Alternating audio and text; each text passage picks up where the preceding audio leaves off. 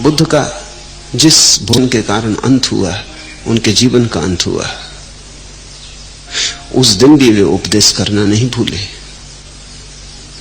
आखिरी भोजन जो उन्होंने किया वो विषाक्त था।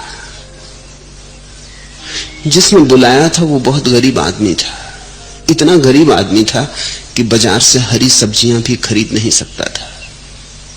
तो बिहार में गरीब आदमी कुकुरमुत्ते सुखा के रख लेते, उनको फिर गीला करके सब्जी बना लेते।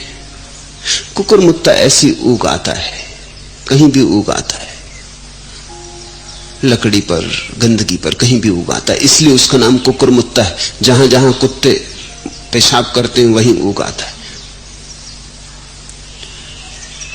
कुकुरमुत्ते इकट्ठे कर लेते हैं गरीब और उनको सुखा के रख लेते हैं, फिर साल भर उनसे भोजन का काम चला लेते हैं। कभी कभी कुकुरमुत्ते विषाक्त होते हैं, अगर विषाक्त भूमि में या किसी विष के करीब पैदा हो गए। इस गरीब आदमी ने बुद्ध को निमंत्रण दिया, उसके पास कुछ भी न था, कुकुरमुत्ते की ही सब्जी बनाई थी। बुद्ध ने चखी तो वो कड़वी थी। बात तो साफ हो गई कि वो विषाक्त थे, लेकिन वो सामने ही पंखा झल रहा है और उसकी आंखों से आनंद के अश्रु बह रहे हैं और उसके पास कुछ और है भी नहीं। और उसे ये कहना कि तेरा भोजन विषाक्त है, उसके हृदय को बुरी तरह तोड़ देना होगा। इसलिए बुद्ध चुपचाप बिना कुछ कहे वो विषाक्त भोजन कर लिए। भोजन के करते ही विष फैलने लगा, लेकिन उस दिन, उस आखिरी दिन भी वे उपदेश देना नहीं भूले। और पता है उन्होंने उपदेश क्या दिया?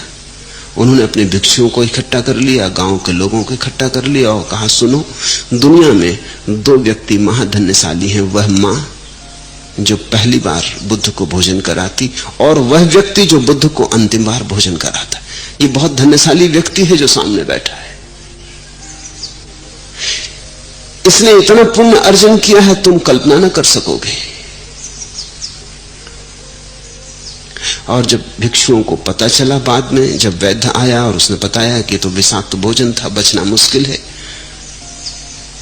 तो आनंद ने बुद्ध को कहा कि आपने ये किस तरह की बात कही कि अत्यंत धन्यभागी, इसने जहर दे दिया, भला अनजाने दिया हो, मगर इसकी मूर्खता का परिणाम भारी है। बुद्ध ने कहा, इसलिए मैंने कहा, अन्यथा मेरे मर जाने के बाद तुम पागल हो जाते, उसे मार डालते।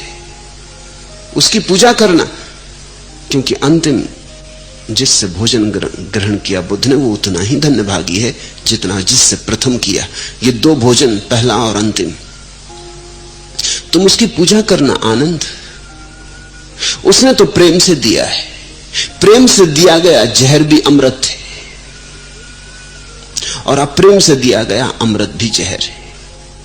प्रेम से मौत भी आ जाए तो महाजीवन के द्वार खुलते हैं, और अप्रेम से जीवन भी बढ़ता चला जाए तो राख ही राख हाथ लगती है।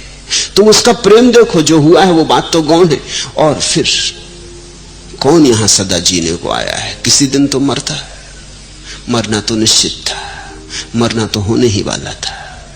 इस आदमी का कोई कसूर नहीं, ये तो निमित्त मात्र है। फिर मैं देखो बूढ़ा भी हो गया। बुद्ध ने कहा, अच्छा ही है कि अब विदा हो जाऊं, अब इस देह को और खींचना कठिन भी होता जाता है। अंतिम दिन भी, मरने के पहले भी भोजन जो दिया गया था उसके धन्यवाद में उन्होंने उपदेश दिया था। सूत्र सीधा साफ है। तुम इतने प्रेम से बुला के भोजन दिए हो बुद्ध को, वे तुम्हारे भीतर अगर अपना सारा प्रेम उंडेल दे तो कुछ आश्चर्य नहीं।